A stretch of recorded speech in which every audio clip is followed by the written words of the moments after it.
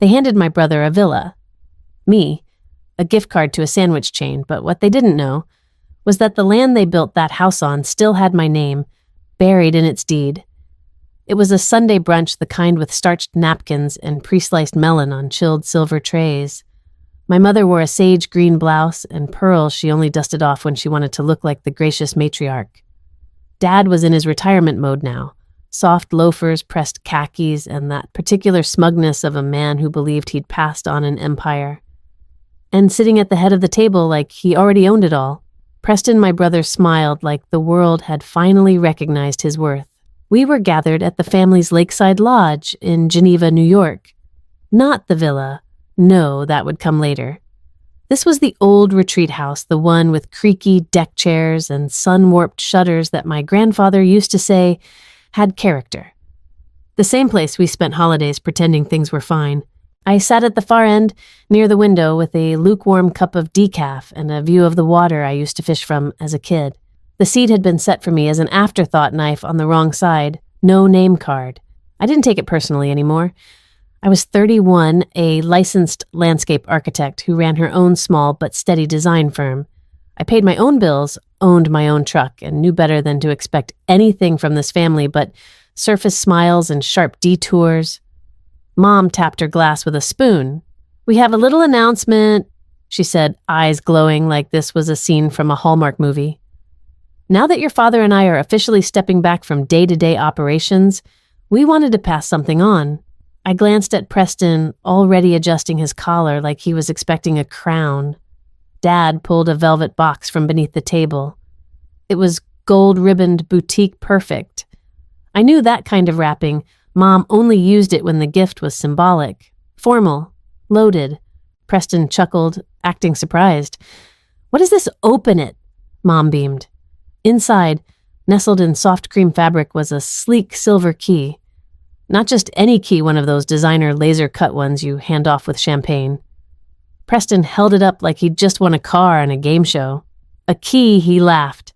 "To the new villa," Dad said, voice full of pride. "The one by Westmere Lake. It's yours now. You've earned it." My fork paused mid-air. "Villa. Not cabin, not condo. Villa." Preston grinned, wide jaw tight with smugness. "Seriously, you've always been the steady one," Mom added, touching his arm. "And we wanted you to have a foundation." "And me?" I asked, keeping my tone light. They turned like I'd spoken out of turn. Mom reached for her handbag and pulled out a plain white envelope. No ribbon, just my name, scribbled on the front like it was done at the last minute. She handed it across the table with the same expression you might use to pass someone a napkin. I opened it. Inside was a $25 gift card to Greenwich Subs, a sandwich chain off the interstate I hadn't eaten at since college. It was creased and slightly faded like it had been floating around someone's junk drawer for a while. Dad smiled at me, tight-lipped knowing. "Someday you'll earn something too." I folded the card back into the envelope, slowly slipping it into my jacket pocket without a word. "My name is Avon Merrick. I'm the daughter of Ronald and Janine Merrick, sister to Preston Merrick. And 6 years ago, before his first stroke slowed him down, my grandfather Silas. Merrick sold me the land beneath that villa for $1. $1 and a promise that I'd keep it safe, that I'd never let it be used for anything without my blessing. The deed was signed in his workshop behind the lake house, notarized by his fishing buddy, filed at the county office, and forgotten by everyone but me, because no one ever asked me what I wanted. No one ever thought I mattered enough to keep track of, and that was always their mistake. I raised my glass. Sparkling water, no champagne for me, of course, and toasted along with everyone else when Preston thanked our parents for their unwavering faith in him. But my hands weren't shaking. Because I wasn't angry. Not really, I was calculating. The villa on Westmere wasn't just a house, it was a symbol meant to cement Preston as the new patriarch, the next great Merrick man. It was built on land that looked like it belonged to the family, but legally it didn't. Legally, the foundation was mine. And with one letter, one call, one piece of paper, I could stop everything they thought they had secured. They didn't know that yet, but they would. And when they did, it wouldn't be through some loud confrontation or teary meltdown. No. It would be through A quiet gift, one they'd open later, one that would make them pale. For now I just smiled and passed the bread. I was 25 when Grandpa called me to his workshop behind the lake house. It was fall then, early enough that the air only hinted at cold, the trees still clinging to that last gold flush before winter stripped them bare. He wore his usual flannel shirt, suspenders, hands stained with oil from the lawnmower he insisted on fixing himself. When I walked in, he was already standing at the drafting table he'd built from reclaimed barnwood, 2 mugs of coffee sweating on the corner. One for him, one for me. I need your eyes on something, he said, gesturing to a stack of documents. His voice was raspy from years of cigars and stubbornness.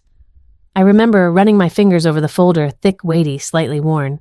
The first page was a deed transfer. The parcel was familiar, 4.2 acres off the west side of the lake, just past the wooded bend, where deer used to bed down in winter. I'd walked it with him dozens of times as a kid, thinking it was just another chunk of the Merrick legacy. I never expected my name would end up on it. "You're selling it?" I asked. "To you," he replied. "For $1. I blinked. "Why?" He didn't answer immediately, just poured the coffee, black and hot, and slid a mug toward me. Then he said, "Because someday they're going to forget what you did, how steady you were when your brother crashed the company car, how you stayed quiet when your mother left you out of the holiday cards. They'll rewrite it all. Trust me, I've watched them do it before. This," he tapped the paper, "this makes sure you still have roots when they try to cut you off." It was notarized that same day. His friend Milo, who worked at the county clerk's office, signed the bottom line with a blue ink flourish and a knowing look. Grandpa added one final clause in his own firm handwriting. No development or structural alteration shall occur on the property without the explicit written consent of Avon Merrick, deed holder. At the time, I didn't think I'd ever need it. I wasn't some power player. I didn't want leverage. I just wanted a small piece of earth that was mine where I could plant something and watch it grow. I framed native species layouts for fun back then, dreamt of wildflower gardens and stone footpaths, not lawsuits and legal filings. But Grandpa saw further than I did. He always did. Now, 6 years later, I stood in my studio apartment, the deed in my hands again. The paper had yellowed slightly along the edges, but the ink was bold. Unmistakable. My name in block letters just beneath the county seal. The clause about development still intact. And the signature, Silas Merrick, etched with that deliberate force of a man who never wrote anything he didn't mean. The file had lived in the back of my desk drawer behind tax folders and client contracts untouched since the day he passed. I'd nearly forgotten about it, or maybe I'd chosen to forget. Because keeping the peace felt easier than standing in the middle of a battlefield I never asked to join. But now they'd built a monument to Preston on ground that didn't belong to them. A villa with a circular driveway, Italian tiling, and a custom garage door. All of it resting on the land I owned, land they never thought to ask about, never thought to verify. Because in their eyes, I was still the helper, the placeholder, the daughter who would smile politely and disappear when the camera flashed. I moved to the filing cabinet in the corner of my office and retrieved the secondary envelope. Grandpa had made 2 copies, one for the county and one for me. Tucked inside were the survey maps, lot boundaries, and a letter in his handwriting folded into thirds. I sat down at the drafting table, his old table, the one he left me in the will, and opened the letter. If you're reading this, Av, it means you waited longer than I would have. But knowing you, you gave them every chance to be decent first. That's your strength. Don't let them turn it into a weakness. You've got roots in that dirt, kid. Deep ones. Use them. I exhaled slow and steady, the kind of breath that settles just behind your ribs. The Merricks had always believed in permanence, in buildings and plaques and generational wealth passed down like gospel. But Grandpa believed in something different. He believed in stewardship ownership that meant responsibility, not performance. I looked out the window. The leaves had started falling. There was a wind picking up the kind that signaled a shift in season, a reminder that nothing, no matter how polished or inherited, was immune to change. I slid the deed back into its sleeve and zipped it into my portfolio case. Then I opened my laptop and pulled up the county records portal. With a few keystrokes, I searched the construction permits for the villa on Westmere Lake. They had been filed under Merrick Development LLC, my father's company. No mention of me. No request for authorization. No attached deed waiver. No acknowledgement that someone else's name was still tethered to the dirt. I stared at the screen. A slow, deliberate tension coiled in my chest. Not rage, but focus. Precision. I wasn't going to call them. I wasn't going to yell. I was going to file a notice of violation. Quietly. Formally. And when they opened that envelope, the one they didn't see coming, the one that would make them pale, it wouldn't be just a piece of paper. It would be the start of remembering exactly who I am. It was never just the villa. That was the tip of it, the shiny tip with imported stone and lakefront views, but the root ran deeper through years of silent substitutions and erasures, too careful to be accidental. I knew that now. I just hadn't always let myself admit it. When I was 8, my watercolor painting of our dog Jasper hung on the fridge for maybe a week. I'd spent hours on it getting the golden fur just right, each brushstroke careful. Then, one morning it was gone, replaced with a photo of Preston holding a soccer trophy half the size of his head. He won regionals, my mom had said, as if that explained everything. No one mentioned my painting again, not even to say where it went. The first time they left me off a vacation wasn't even subtle. I came home from my summer internship landscape design for a small city park, and the house was quiet. Empty. I checked my phone. A single text from Mom took Preston to Italy as a surprise for his job offer. We'll bring you something from Rome. There was a smiley face at the end, as if a fridge magnet could close that kind of distance. The second time, they didn't even text. That kind of thing changes how you move through rooms. You start taking up less space, you learn to measure your voice, to laugh just enough that no one asks if you're okay, but not so much that they accuse you of trying too hard. At 15, I won a statewide environmental science competition. My project was a full-scale native plant garden plan for restoring pollinator pathways. I was flown to Albany for the final showcase. My mother said she had a migraine. My father had a golf tournament with a city councilman. Grandpa came. He drove 4 hours with a cooler full of lemonade and sat through the entire awards banquet in a folding chair tie, slightly crooked, smiling like I'd solved climate change itself. At my college graduation, I walked the stage with a double major and honors. My mother sent flowers. Preston got a feature in the company newsletter for finishing a 6-month business certificate program online. In all those times, I tried to bring it up softly, carefully, like I was the one risking something by asking for clarity. My mother would sigh and say, "Avon, don't start something. Just let him have it. He needs the win." That sentence always did something strange to me. He needs the win. As if my accomplishments were optional, but his were oxygen. As if my presence was negotiable, but his was legacy. For a while, I believed her. I started shrinking, not on purpose, just gradually. I'd step aside when he wanted the last word, hold my tongue when Dad praised his leadership instincts after he crashed their investment deal. I let them tell stories that rewrote events I was part of, sometimes events I initiated as if my presence was background noise to the Merrick story. But the land changed something in me. Not just the ownership, not just the clause, but the fact that Grandpa had seen it too. He'd witnessed the erasure and decided quietly, legally, permanently that I was the one who'd understand what stewardship actually meant. That when the time came, I wouldn't trade foundation for flattery, and now here they were, building a temple to Preston on ground they assumed no one would claim. A villa, with his initials monogrammed on the hand towels designed by an architect who never once asked about zoning. And me. They gave me a $25 gift card and a reminder to work harder. I sat on the edge of my bed and stared at my bookshelf. It was lined with books no one had ever asked about. Regional flora guides, soil composition charts, a few novels I returned to when the world felt like too much. Tucked between 2 field journals was a framed photo of Grandpa and me taken in front of the old dock. I was 10, grinning mud on my arms from planting shrubs along the bank. His arm was around my shoulder. His hand rested just over my collarbone like an anchor. That villa wasn't just a gift. It was a declaration. And not in Preston's favor, no.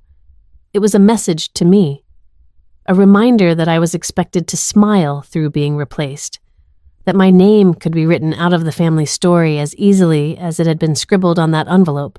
But not this time. I stood crossed to the filing cabinet and pulled the deed out again, held it in both hands like something sacred. The seal still gleamed faintly under the overhead light. I traced my name once just to remember it belonged there. The Merricks were legacy people. Names on buildings, plaques, on benches, bricks with etched initials. But Grandpa knew something they didn't. He knew the ground mattered more than the gloss. He gave me the roots. And this time, I wasn't going to let them pretend I was never there. The morning I printed the documents, the air smelled like rain before it broke. I hadn't slept much the night before, not from nerves, but from clarity, the kind that settles in your chest and rearranges your posture. I moved through my small apartment like someone preparing for something sacred, because, in a way, I was. I took the deed, first slid it into the scanner and let the machine hum to life.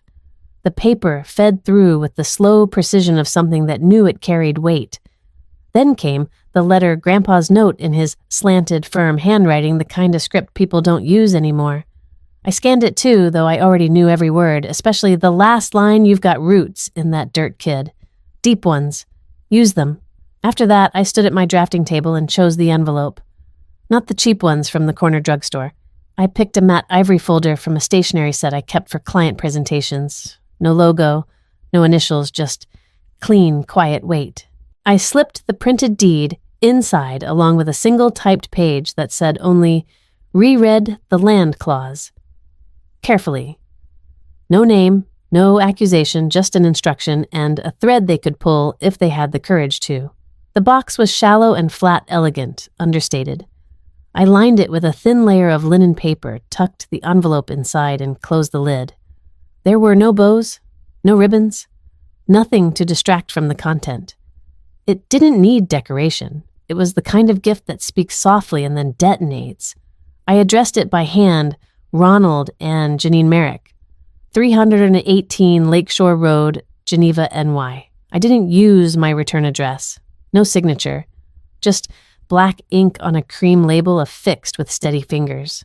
At the post office, the clerk barely glanced at me as I slid it across the counter. "Priority or standard?" she asked. "Priority," I said. "Tracking number, please." She weighed it 12 ounces and handed me the slip. I paid in cash. By the time I stepped outside, the sky had started to mist.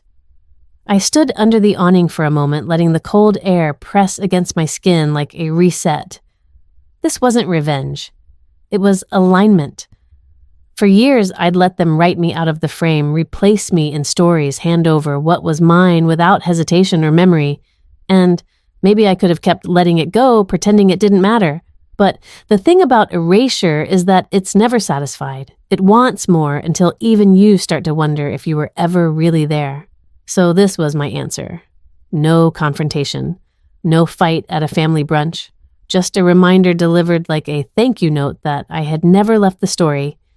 I'd just been written in finer ink. That night, I lit a small candle on my windowsill.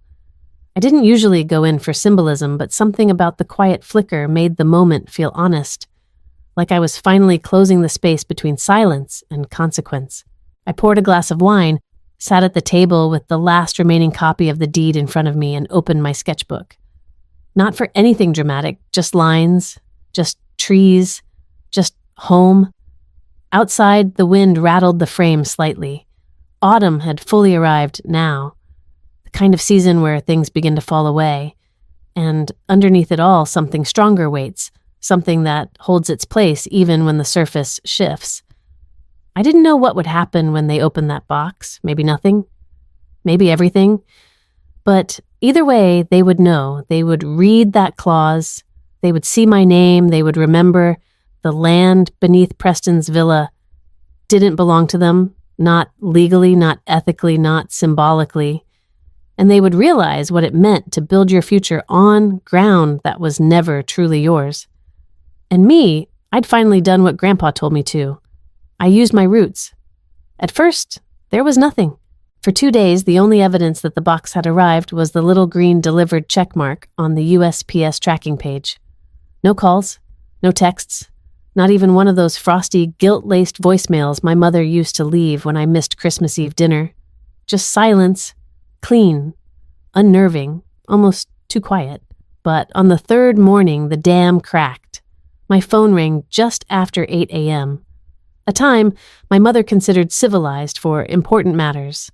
Her name lit up the screen Mom Janine, still in parentheses like a role instead of a relationship. I didn't pick up. I watched the screen blink and dim, then again an hour later. Then 2 more calls in the afternoon, first from my father, then from a number I didn't recognize but had a familiar area code. I let that one go too. Preston finally called the next evening. It rang 4 times before he gave up. He didn't leave a message. He never did. Preston wasn't the type to plead. He was the type to demand, to bark, to send clipped texts with periods that felt like fists. And yet, there was a pause now, a stretch of hesitation. Like they weren't sure what I was capable of anymore. I suppose that was the point.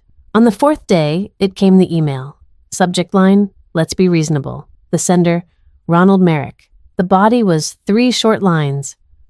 Avon. This has gone too far. Let's talk.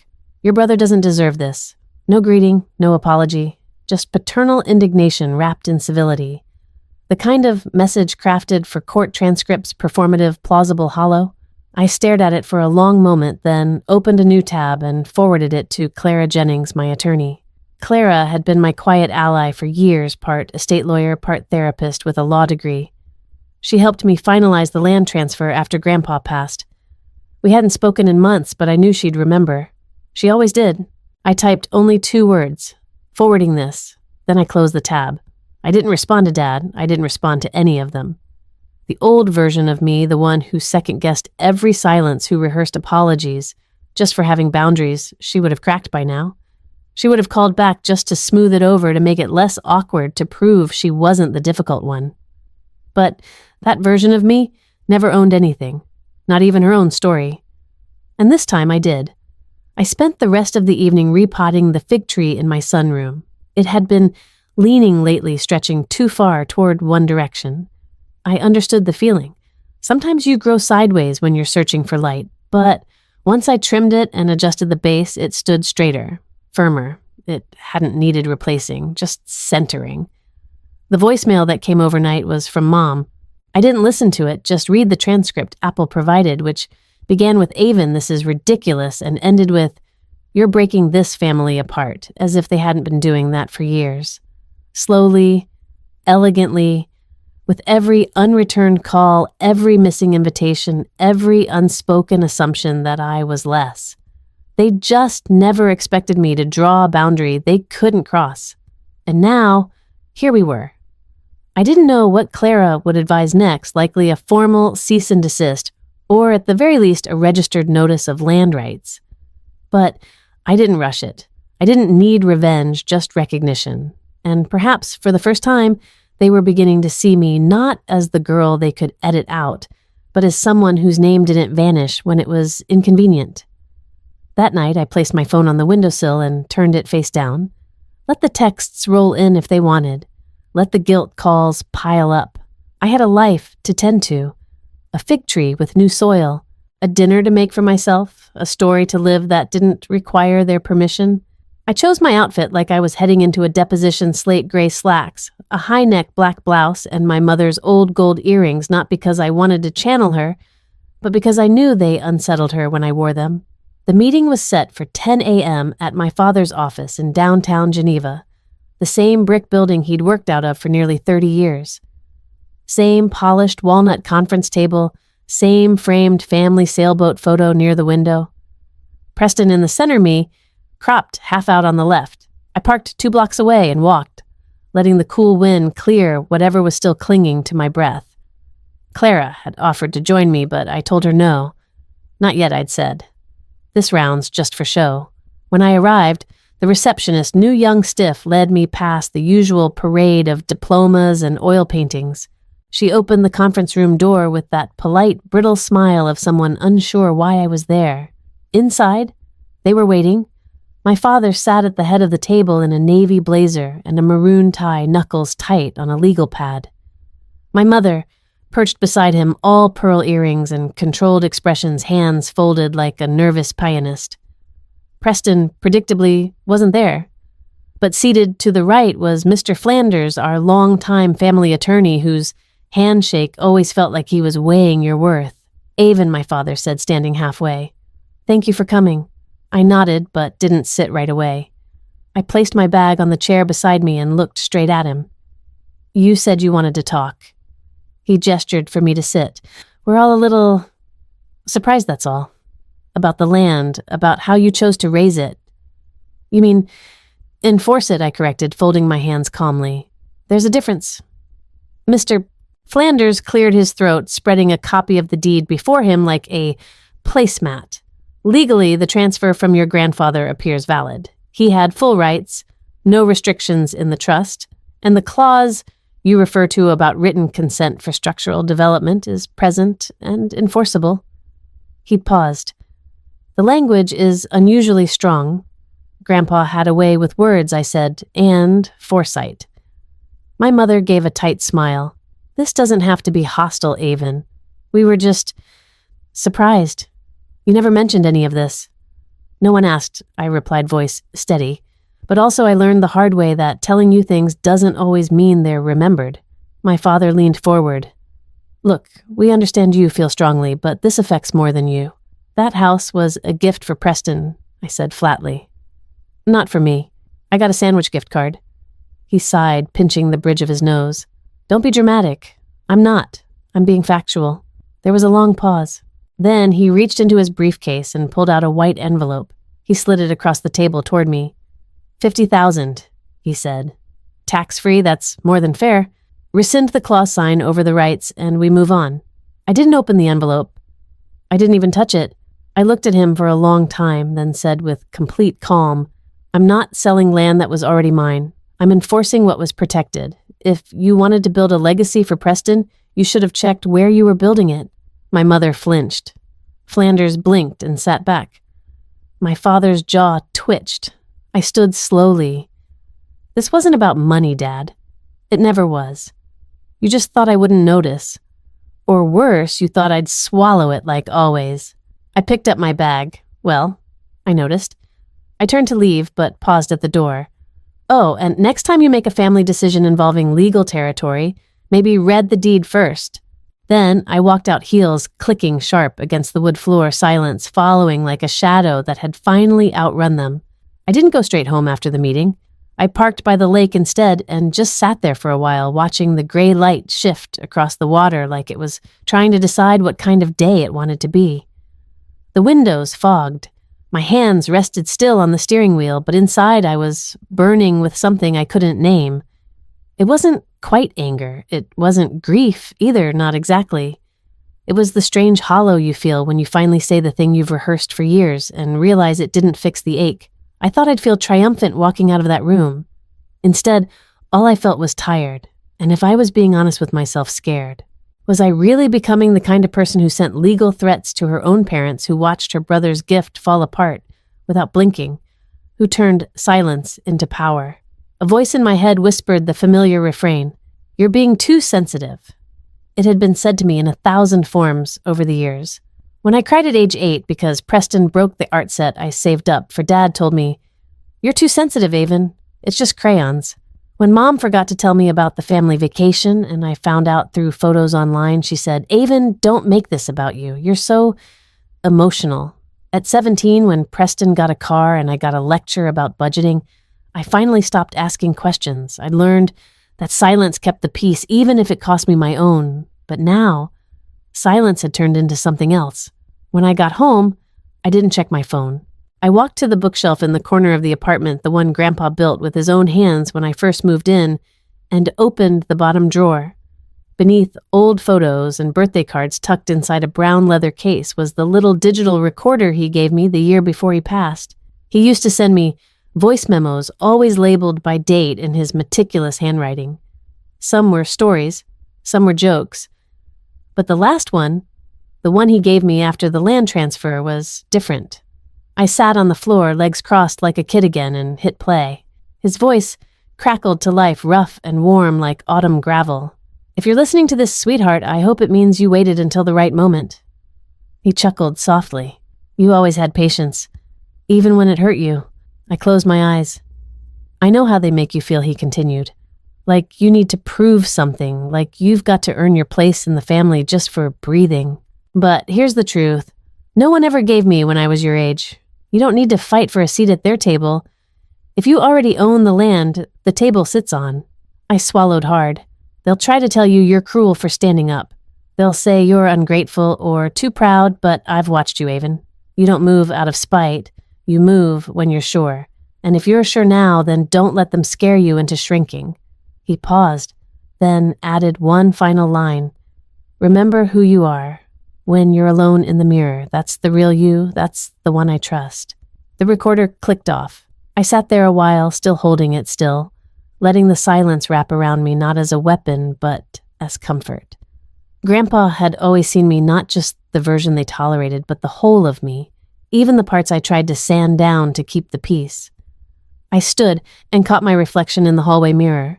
My hair was loose, a little windblown. My eyes looked tired but clear. There was something steady about my face, less the girl who waited to be noticed, more the woman who finally realized she didn't need to be. I wasn't cruel, I wasn't emotional, I was done asking for space, and I was finally ready to take it. The next morning, I woke with the kind of clarity that felt almost unnatural, like my thoughts had been ironed smooth overnight. No dreams, no hesitation, just certainty. I made coffee-fed Juniper my rescue tabby and pulled the file folder from my desk drawer like it was a to-do list. The land deed, Grandpa's notarized addendum, and the development clause. I reviewed the documents again, even though I knew them by heart. Then I made a call to the Geneva County zoning office. The man who answered sounded young, maybe an intern, but he was helpful and polite. I gave him the parcel number and requested all recent development filings and permits attached to the lakefront property. I could hear typing on the other end, then a pause. He said, are you the current landowner listed here? Yes, I replied calmly. Okay, just confirming. Because that parcel was marked as private transfer several years ago. The development plans were submitted by Whitlow Construction, but the zoning status never officially updated with a subdivision variance. Translation, my parents and Preston's builder had pushed something through unofficially and sloppily. I'd like a full copy of the plans on file, I said, including the septic system layout and the retaining wall permits. Sure, I can email those to you this morning. The files arrived by noon. I printed them and spread them out across my kitchen counter using coasters to keep the corners from curling. My place was small, just 2 bedrooms, modest kitchen, but it had good light and floors that creaked with honesty. It didn't pretend to be anything it wasn't. I liked that. I examined the diagrams like I used to study floor plans when I was a kid, daydreaming of becoming an architect. Avon the designer. Avon the builder. No one ever asked why I stopped drawing. They assumed I just gave up. The retaining wall extended 18 feet past the allowed easement. The septic system. Worse. It was partially installed across a stretch of the property marked Protected Wetland Runoff Zone, a violation not just of my land rights, but also environmental compliance. I called Clara. Hey, I said when she picked up, do you have a few minutes to walk me through easement enforcement law? Her voice perked up. Sure. Did something happen? More like, something is about to.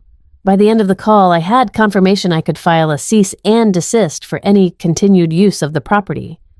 Not only that, but due to the length of time the structure had occupied my land without authorization, I could retroactively demand usage fees, effectively backdated rent. The exact figure would be determined by market value per square foot. You could also petition for removal, Clara added. But that would be dramatic. I smirked. Dramatic's not off the table. She paused. Avon, are you sure you want to go this far? I was quiet a moment, eyes on the builder's stamp. It's not about punishment. It's about recognition. They treated that land like it didn't belong to anyone because to them, I didn't count as someone. That mindset, it doesn't shift unless something makes it shift. I heard Clara exhale. Then let's do it right. No missteps. We'll draft the notice tomorrow. I thanked her and hung up, but I didn't move right away. I stood there, hands on the counter looking at the blueprints of the house they never thought I'd touch. All their pride and presentation built over something they never bothered to ask about. It wasn't just a technicality. It was symbolic. For once, the ground beneath them wasn't invisible. It had a name. Mine. And now, they'd have to read it. The cease and desist letter was drafted by noon the next day. Clara didn't mince words. It was tight, formal, and absolutely devastating in its simplicity. The moment it hit my inbox, I read it 3 times, not to check for errors, but because something about seeing it in legal language made it feel final, legitimate, real in a way my feelings had never been allowed to be. Dear Mr. Preston Merrick, it began. This letter serves as formal notice of your unauthorized use of private land located at parcel number 48, W23, which remains legally under the ownership of Ms. Avon Merrick. All further construction residence or commercial activity must cease immediately. There was more references to the development clause, zoning code, violations, potential civil liabilities, but that first sentence hit me hardest, not because of the content, because of the salutation. Mr. Preston Merrick. There was no, your brother, no familiar warmth, just a name on a line like any other stranger who had overstepped. Clara asked how I wanted it delivered. Email would have been fastest, a certified letter more official. But I wanted something different, something they'd have to look at, not just file away or forward to their firm. So I walked to the cabinet where I kept the old photo albums. Most were my own, compiled after college when I realized no one else had saved those memories for me. I flipped through one until I found what I was looking for, a sun-faded snapshot of our childhood backyard. Preston must have been about 6, mid-jump, off the rock wall. Dad built arms flailing like a comic book hero. I was off to the side, maybe 10 years old, sitting quietly on the swing that Grandpa had hung for me when I was little. It was blue-chipped at the edges with soft hemp ropes that creaked when the wind shifted. They'd torn that swing down a few years later to put in a hot tub. No one asked me. No one remembered it was mine.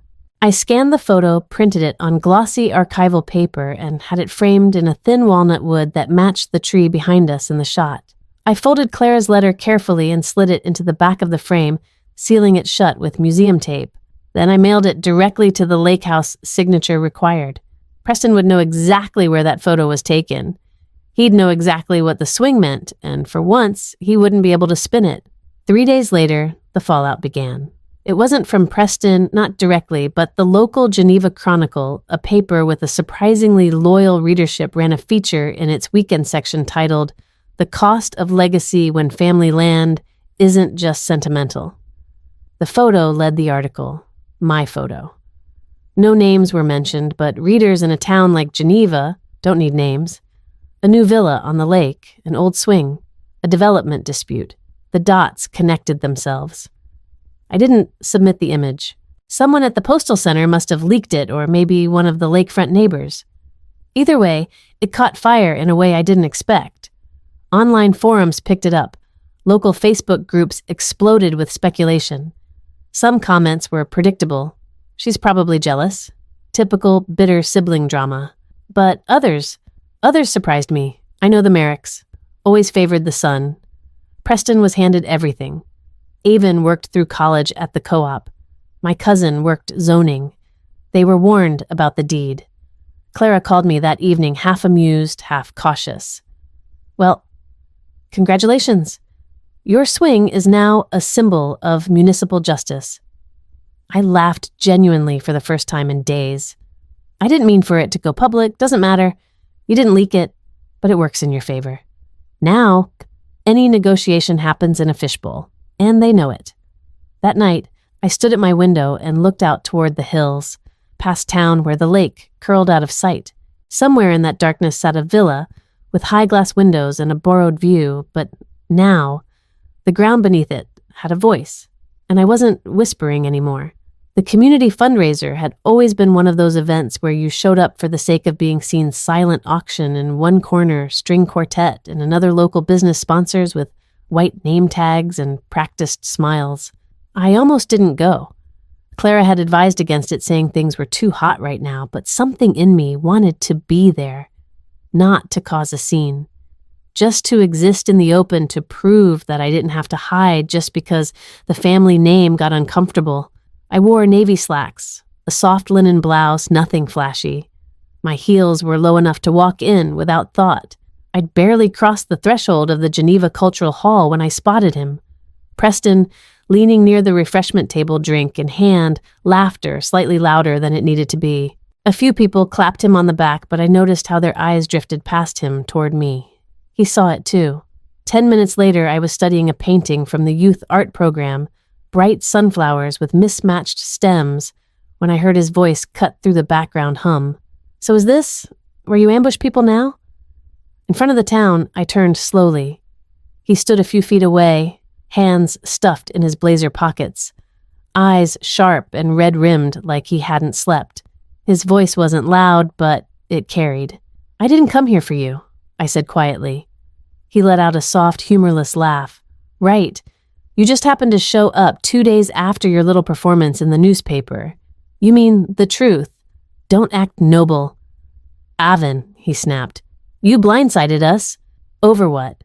Some swing from when you were 10, people around us were starting to shift. Conversations faded into the kind of tense hush that follows a dropped wine glass. I kept my voice steady. You built your future on something that was never yours, I said. I'm not taking anything away. I'm just reclaiming what already was. Preston's jaw tightened. You're tearing the family apart. No, I said. The division was there long before me. You just didn't have to see it because it didn't cost you anything. He looked stunned, like I'd slapped him with a sentence. And then, from the side, a voice broke in. She's not wrong. It came from a woman I recognized, but barely knew Mrs. Dobbins, I think. She used to run the bakery before her son took it over. She stepped forward, arms crossed gently in front of her. When my brother got the family store, I was told to go find something easier. No explanation. Just erased. She looked at me and nodded once. Sometimes silence is louder than a scream. Then another voice chimed in, Mr. Harlan, who owned the hardware shop. My aunt left me 5 acres. My cousins built on it without asking. Took years to get it back. Folks don't understand unless they've been ignored with a smile. By now, Preston had gone pale. He muttered something under his breath and stepped away, disappearing toward the exit as if the air had grown too thick. I stayed rooted in place, heart pounding, not from confrontation, but from the strange, quiet validation of it all. A woman I'd never seen before approached. She looked maybe early 50s, a soft curl to her hair and gentle creases near her eyes. You're Avon Merrick, right? I nodded. She smiled. My daughter told me about your story, said it made her think twice about the internship she almost gave to her cousin instead of the girl who earned it. I didn't know what to say, so I simply said, thank you. That night, as I walked to my car under the soft spill of streetlight, I felt something I hadn't in years, not pride exactly, but alignment. Like my feet were finally standing on ground I didn't have to prove I belonged to. The land was mine. But more than that, the story was mine now too. The courthouse was a low stone building that smelled faintly of old varnish and the tension of decades. I'd been inside only once before for a parking dispute I barely remembered, but today, the air felt different, thicker. Clara walked beside me, briefcase in one hand, her jaw set the way it always was before a fight. Not angry, focused, steady. We took our seats near the front. Preston was already there, dressed in a suit that fit too perfectly, probably tailored for him by someone who called him Sir. My parents were behind him, my mother in beige and pearls looking everywhere but at me and my father, flipping silently through a manila folder like the outcome could still be changed with a glance. The opposing counsel looked flustered, younger than I expected, the kind of lawyer you hire not for their talent, but because they remind you of someone who once was. I doubted he even knew the whole story. He wouldn't have lasted 10 minutes if he did. The judge was a woman in her 60s, deliberate and calm with reading glasses perched at the tip of her nose and a gray streak in her bun that made her look both maternal and unbothered by nonsense. Her nameplate read Honorable Judge Leora Billings. I liked her already. Let's begin. she said without looking up. Case 4832C, Merrick vs. Merrick et al. Clara rose. Your Honor, thank you. This is a petition for enforcement of a private property deed previously executed and notarized 6 years ago by the late Mr. Franklin Merrick, transferring full rights of parcel 48 LW23 to my client, Ms. Avon Merrick. The deed includes a development clause clearly stating that no structure shall be erected without her written consent. That clause was violated. Repeatedly, she handed the judge the document, its stamp still clear and legally binding. The judge reviewed it silently for several minutes while the courtroom held its breath. Do you have evidence the respondents were aware of the clause, Judge Billings asked? We do. Clara nodded and pressed a button on the small screen before her. Exhibit A, emails between the respondents and their contractors referencing zoning restrictions and a discrepancy in land title. The emails flashed on the overhead screen. Exhibit B, testimony from a contractor previously deposed who was told to go ahead with the retaining wall and ignore the delay. I didn't have to look to know my father's ears were turning red. He hated being documented more than being wrong. And Clara added, we have Exhibit C, a recorded voicemail from the respondent, Preston Merrick, to Ms. Merrick left after her cease and desist letter stating, quote, this has gone too far. We didn't think you'd actually use that clause. There it was. Clear intent. Clear disregard. The judge looked over her glasses toward the defense. Counsel. The young man stood. Your Honor, while the deed is real, we contend that Ms. Merrick never acted upon it for 6 years. She didn't respond to inquiries. There was no precedent suggesting she would enforce it. In essence, it was symbolic until it became convenient. Clara didn't even wait for permission. May I respond? Go ahead. My client didn't act sooner because she trusted her family not to exploit the technicalities of her silence. That's not inaction, that's restraint. There's a difference between patience and waiver. And intention, she said, locking eyes with the judge can be preserved in writing, like in a notarized clause, which she had. Preston shifted uncomfortably. My mother stared down into her lap. My father looked like he was counting the tiles on the ceiling. The judge asked one final question. Ms. Merrick, what outcome are you seeking? I stood. My voice didn't shake. Your Honor, I'm not trying to ruin anyone. I just want the agreement honored. They built something they never asked permission for on land that was legally mine.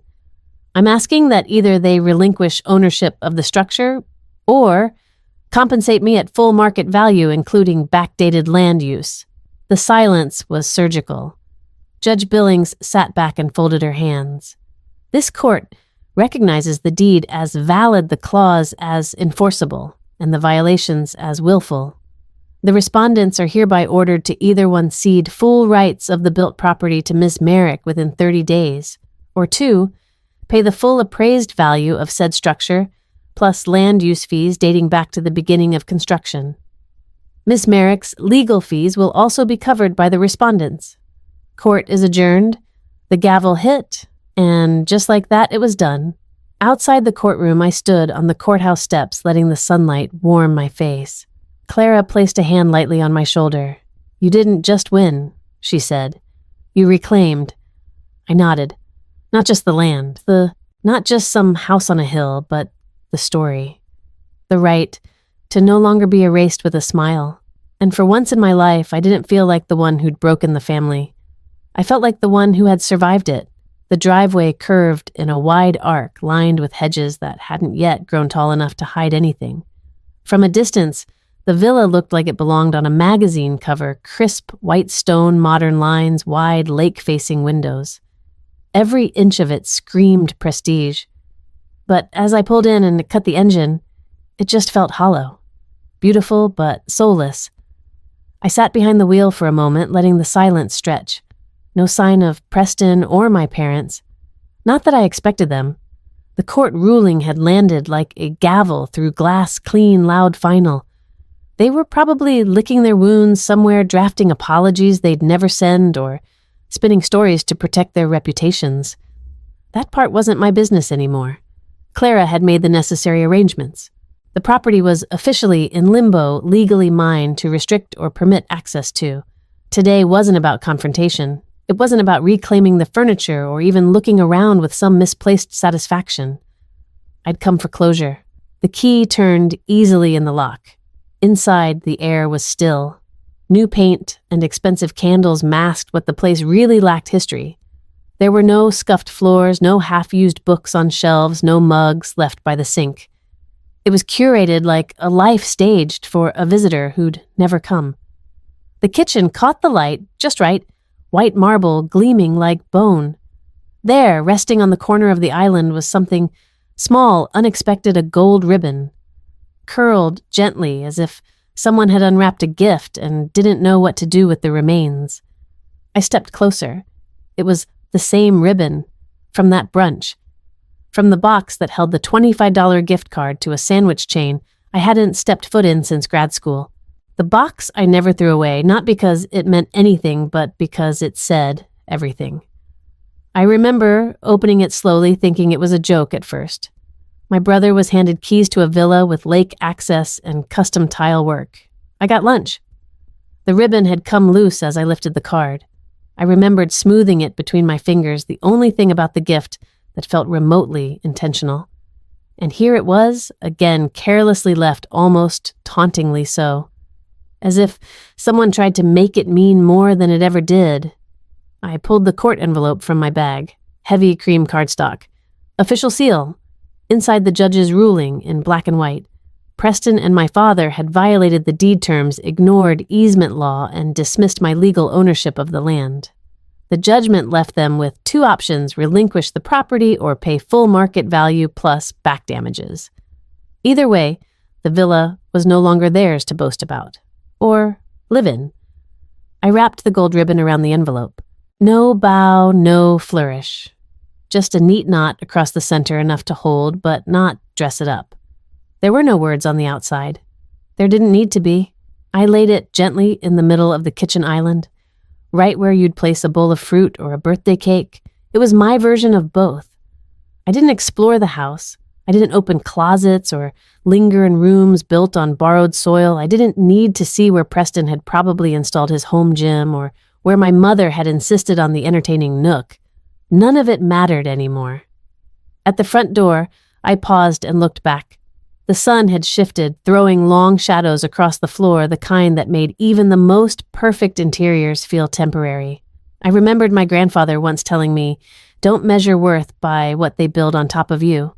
Measure it by what they can't take away." They had built. And now, they would unbuild. I stepped outside and closed the door behind me, not in anger, not even in triumph, just quietly, like shutting the last page of a book I didn't ask to be in but had finally finished reading. As I walked back to my car, the wind off the lake picked up and brushed past me, cool and clean. I tightened my coat, glanced at the villa one last time, not with regret, but with release, and slid into the driver's seat. I didn't check the rearview mirror. There was nothing behind me I needed to see. I didn't move into the villa, never planned to. Owning it was never the point. It was what it symbolized, what it exposed. And once that was done, once the truth sat squarely in the center of our family's carefully arranged image, I had no reason to linger. I handed the keys over to my attorney with a set of instructions and drove home. Not the villa, not the lake, home. Home was the converted barn tucked deep beyond a line of aspens where the air always smelled like pine sap and wood smoke even in spring. My studio sat behind it, modest and warm, filled with the textures of a life I built with my own hands. Linen drop cloths, brushes with worn handles, sunlight through high windows, clay dust in the corners. The place I'd been called to long before I had words for what I needed. Before I even knew I was allowed to want a life different from the one they scripted. Weeks passed quietly after the ruling. My phone stayed blessedly silent. I didn't reach out, neither did they. There was no grand apology, no healing breakfast on a back porch. I didn't expect one. Some legacies you mend, some you just leave behind. Instead, I worked. The regional exhibit had been booked before all of this unraveled. The curator, Camille, a soft-spoken woman with storm-colored eyes and a fierce love for underrepresented artists, had visited my studio the fall prior before anyone knew what Preston was building or what I was about to challenge.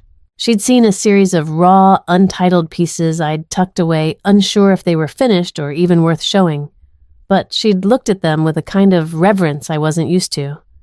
"These aren't just pieces," she said, tracing her finger just above the ridge of a ceramic form. "They're echoes. And we need echoes like this." The title of the show was her idea, Inheritance. It was hosted at a renovated Grange Hall just off the county highway, the kind of place that once held quilting bees and town meetings, but now pulsed with light and movement. The opening night was fuller than I expected. Former students, old neighbors, other artists I'd admired quietly for years. I wore black linen and kept my hair pinned back, hands tucked behind my back as people passed from sculpture to canvas to fiberwork. In the far corner of the room stood the centerpiece, a large-scale piece constructed from reclaimed fence posts, hammered copper and fragments of deed parchment I'd stitched by hand into the base. It wasn't subtle, and I didn't want it to be. People paused longer there. Some read the engraving at the base twice. Others stood quietly, taking it in with a tilt of the head, a furrow of thought. And then a voice small and clear broke the hush. "Did your family give you that land?" I turned. She couldn't have been older than 8. Red sneakers, purple hoodie. She clutched a laminated exhibit map and stared up at me like someone who expected the truth. Her mother turned apologetic, but I smiled first. "No," I said gently. "I earned it." The girl blinked, then grinned like she understood something even the adults hadn't. She tugged her mother's hand and moved on to the next piece. Later that night, after the crowd thinned and the lights dimmed, Camille found me outside. We stood on the old stone steps beneath a sky so wide it made your heart ache. Aspen leaves shimmered in the moonlight, flickering like silver. "That line's going in the catalog," Camille said, nudging me with her elbow. "I earned it. Might even use it as the tagline for the show." I laughed, soft and real. It wasn't meant to be poetic. That's why it landed. We stood in silence for a while, letting the air wrap around us. It smelled like rain was coming. Eventually, she turned to go her bag slung over one shoulder. "You know," she said, "a lot of people inherit land. Very few inherit voice. And fewer still carve it out for themselves." I watched her disappear into the dark. Back home, I lit a fire, poured a small glass of wine, and curled up in the corner of the studio near my latest piece. Not for a show, not for anyone, just for me. Outside, the aspens rustled like applause, and for the first time in a long while, I felt exactly where I was supposed to be. I found the key in a rusted box at the back of my storage shelf, tucked between a bundle of dried lavender and a notebook I'd stopped writing in years ago. The box had belonged to my grandfather, a wooden thing with dovetail corners and a lid that groaned when it opened. He'd kept old keys in there like other men kept coins. Some didn't go to anything anymore. Others, he claimed, unlocked places long torn down. I used to sit by his feet as a kid while he let me hold each one, whispering where they came from. "This one," he said once, dropping a heavy iron key into my palm, "is from the barn before they rebuilt the loft." But I kept it because it reminds me that even when something changes, it still leaves a mark. At the time, I hadn't thought much of it. But now, after everything after the deed, the courtroom, the villa, the silence, I picked up that old iron key and let it rest in my hand again. Cold, at first, but solid, real. It didn't unlock a house or a vault. It unlocked memory. And maybe something more. I walked it to the back corner of my studio where the sunlight hit every day around 2 p.m., warm and golden through the west window. There was a shelf there, nothing fancy, just a narrow cedar ledge I'd built myself. I placed the key gently in the center. Then next to it, I laid a small label, the kind you'd find on a gallery plaque. 3 words. In my handwriting, not given, earned. I didn't need anything else to explain it. No press statement, no post, no lingering bitterness. Because this wasn't about the villa, or the card, or the dinners I was never invited to. It was about something deeper. The part of you they try to rewrite, the part they minimize until even you question whether it was real. They'd tried to take that from me. My value, my voice, my place, and they'd failed. In the weeks after the trial, I heard whispers from people I hadn't spoken to in years. Distant cousins, college friends, even old coworkers who had once watched me get passed over, underestimated, quietly erased. One message stayed with me. It was from my old high school art teacher, Ms. Kell. She'd sent a short email, saw the article. You always had a brush in one hand and a spine of steel in the other. Took them long enough to notice.